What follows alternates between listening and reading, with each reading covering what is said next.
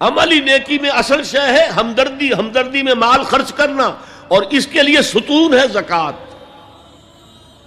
کم سے کم یہ 2.5% تو نکالو، بوتل کا کارک تو کھل جائے، پھر اور بھی دو، اور بھی دو، اور بھی دو۔ یہ تو obligatory ہے، یہ تو فرض ہے، یہ تو لازم ہے۔ لیکن مقصد کیا ہے؟ اس کو جو سمجھ لیا بس یہی زکوٰۃ ہی ہمارے ذمے میں ہے، وہ بڑے مغالطے میں ہے۔ حضور نے فرمایا صلی اللہ علیہ وسلم، ان فی المال حقا سوى الزکوٰۃ، اے مسلمانوں یہ نہ سمجھنا کہ بس زکوٰۃ ادا کر دی تو تمہارے مال کا سارا حق ادا ہو گیا۔ ان فی المال حقا سوى الزکوٰۃ، تمہارے اموال میں حق ہے اللہ کا زکوٰۃ کے علاوہ بھی۔ اور پھر آپ نے یہ آیت پڑھی، وَآتَ الْمَالَ عَلَىٰ حُبِّهِ ذَوِي الْقُرْبَىٰ وَالْيَتَامَىٰ وَالْمَسَاكِينَ وَابْنَ السَّبِيلِ وَالسَّائِلِينَ وَفِي الرِّقَابِ وَأَقَامَ الصَّلَاةَ وَآتَى الزَّكَاةَ۔ یہاں آتا الزکوٰۃ تو ہے ہی ہے، اس سے پہلے جو آ رہا ہے یہ سرپلس ہے، اس سے آگے کی بات ہے، یہ ایڈیشنل ہے۔ اسی لیے جب انفقوا انفقوا انفقوا انفقوا انفقوا کی جو تکرار ہوتی ہے قرآن مجید میں، تو ایک جگہ پھر سوال کیا صحابہ نے، کتنا خرچ کریں حضور؟ فرمایا قل العفو، کہہ دو جو بھی ضرورت سے زائد دے ڈالو، don't accumulate, don't retain any thing.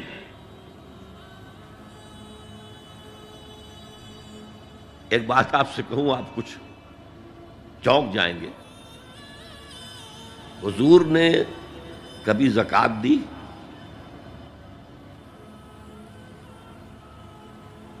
کبھی نصاب کے بقدر پیسہ آپ کے پاس جمع ہوا کہ آپ پر زکوٰۃ واجب ہوتی؟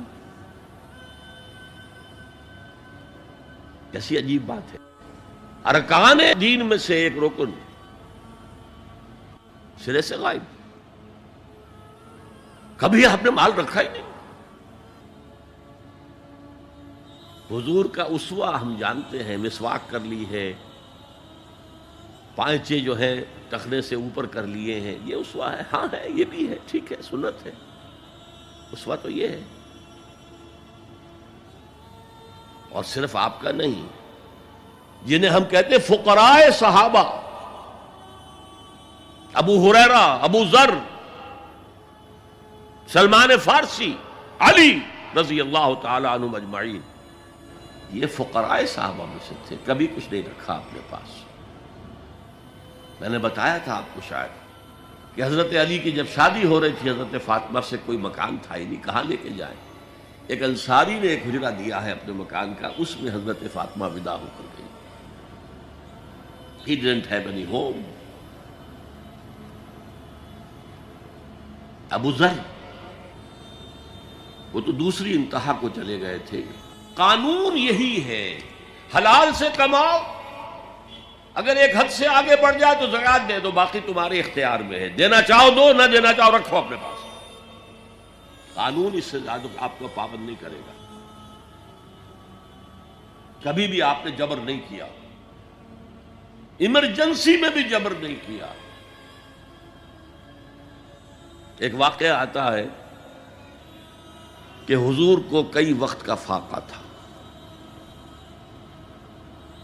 تھوڑی دیر کے بعد حضرت ابو بکر آئے، آپ نے چہرے سے پہچان لیا کہ فاقے سے۔ پھر حضرت عمر آئے، پہچان لیا کہ فاقے سے۔ شاید حضور خود اپنے لیے نہ اٹھتے نہ جاتے، اپنے دونوں ساتھیوں کو لے کر ایک انصاری کے باغ میں پہنچ گئے۔ انصاری کی عید ہو گئی، فوراً لا کر اس نے کچھ کھجوریں، کچھ انگوروں کے گوشے رکھے۔ اس کے بعد وہ دوڑا چھری لے کر کسی جانور کو ذبح کرنے کے لیے۔ یہ ساری تفصیلیں میں کیا بتا رہا ہوں؟ مال یہ نہیں تھا کہ مدینے میں سبھی فاقے سے تھے، موجود تھے جن کے پاس مال تھا، لیکن جبراً آپ نے کسی سے کچھ نہیں لیا۔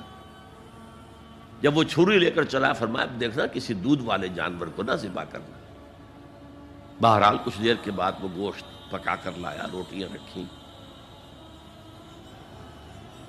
اس کے بعد حضور نے ایک روٹی پر چند بوٹیاں رکھ کر کہا یہ عائشہ کو دے آؤ، اسے بھی کئی وقت کا فاقہ ہے۔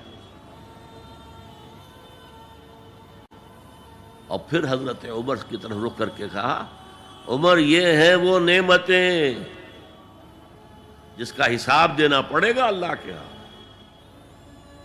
وَأَمَّا بِنِعْمَةِ رَبِّكَ فَحَدِّثْ، اور یہ جو فرمایا گیا الہاکم التکاثر میں نعمتوں کا حساب لیا جائے۔ وَلَا تُسْأَلُنَّ يَوْمَئِذٍ عَنِ النَّعِيمِ، فرمایا یہ نعمتیں ہیں۔ تو یہ ہے اصل میں انفاق کا معاملہ، آپ کے اس پر چھوڑ دیا گیا ہے۔ جتنا بھی آپ میں جذبہ ہے، جتنا بھی آخرت کا یقین ہے، اتنا ہی آپ پسند کریں گے کہ آخرت کے بینک میں جمع کرائیں، یہاں کے بینکوں میں کیوں جمع کرائیں؟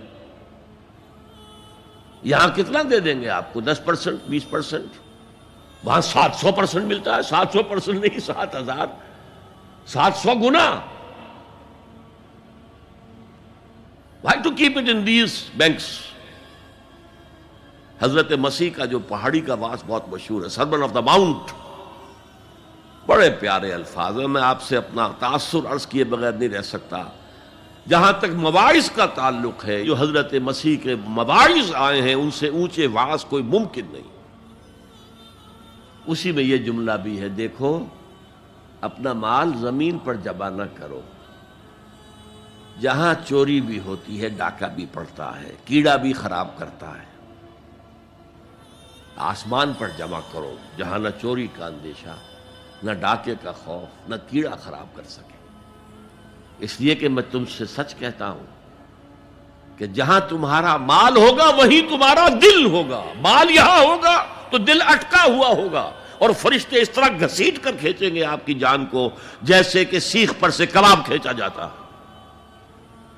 اور اگر دل وہاں لگا ہوا ہے جس کے لاکھوں کروڑوں ڈالر سوئس بینکس میں جمع ہے، اسے کہا جائے نکل جاؤ پاکستان سے، اسے کوئی تکلیف ہوگی؟ نکل جاؤ فلاں ملک سے، ملک بدل کرتے تمہیں کیا تکلیف؟ میرے بینک کے اندر پیسے ہیں۔ البتہ جس کا باہر کچھ نہ ہو، اسے اگر یہ دی جائے سزا تو اس کی تو جان پر بن جائے گی۔ تو یہ ہے انفاق کا معاملہ۔ اس میں یہ دو جو ہے، ایک قانونی سطح ہے۔ قانونی سطح یہ کہ حلال ذریعہ حرام نہ ہو، سود نہ ہو، جوا نہ ہو، فحاشی کو ذریعہ نہ بنایا جائے، منشیات کو ذریعہ نہ بنایا جائے کمائی کا۔ اور جو بھی آپ کے پاس ہے، آپ نصاب کی سطح کے اوپر آ گئے تو 2.5% زکوٰۃ دے دو۔ قانون اس سے آگے آپ سے مطالبہ نہیں کرے گا، اگرچہ فقہا نے یہ فتویٰ دیا ہے کہ اگر کسی وقت جو فقراء ہیں ان کی ضرورتیں زکوٰۃ سے پوری نہ ہو سکیں تو اس وقت کا امام، اس وقت کا خلیفہ، وہ زبردستی بھی امراء کے مال میں سے مزید لے سکتا ہے زکوٰۃ کے علاوہ۔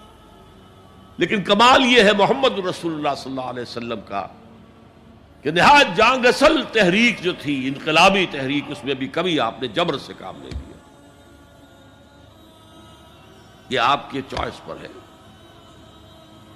البتہ ایک معیار مقرر کر دیا، جیسے حضرت ابو بکر غزوہ تبوک کے موقع پر سب کچھ لے آئے تھے گھر میں جھاڑو پھینک کر۔ عام حالات میں یہ نہیں، ایک شخص آئے صحابی انصاری، میں اپنا سب کچھ اللہ کی راہ میں دینا چاہتا ہوں۔ فرمایا نہیں، تم چاہتے ہو کہ اپنے ورثاء کو غریب اور فقیر بنا کر جاؤ؟ اس نے کہا اچھا میں آدھا نہیں، آدھا بھی بہت ہے۔ فرمایا تہائی دیتا ہوں؟ فرمایا ہاں تہائی کافی ہے۔ وَالثُلُثُ کثیر، اور ثلث بھی بہت ہے۔ اور یہی قانون ہے وراثت کا، آپ ثلث سے زیادہ، 1/3 سے زیادہ کی وصیت نہیں کر سکتے۔ 2/3 مال جو ہے کم سے کم وہ صرف قانون وراثت کے مطابق تقسیم ہو، اور کسی وارث کے لیے وصیت نہیں کر سکتے۔ ایک بیٹے کو اس کا حصہ بھی مل جائے اور پھر مزید جو ہے وصیت نہیں، وارث کے لیے لا وصیت لوارث۔ تو یہ ہے زکوٰۃ، در حقیقت اس جذبہ انفاق کو سپورٹ دینے والی شے. کم سے کم یہ تو دو. بوتل کا کارک کھل جائے گا تو مزید بھی نکل آئے گا اس میں سے. وَآتَ الْمَالَ عَلَىٰ حُبِّهِ ذَوِي الْقُرْبَىٰ وَالْيَتَامَىٰ وَالْمَسَاكِينَ وَابْنَ السَّبِيلِ وَالسَّائِلِينَ وَفِي الرِّقَابِ وَأَقَامَ الصَّلَاةَ وَآتَى الزَّكَاةَ.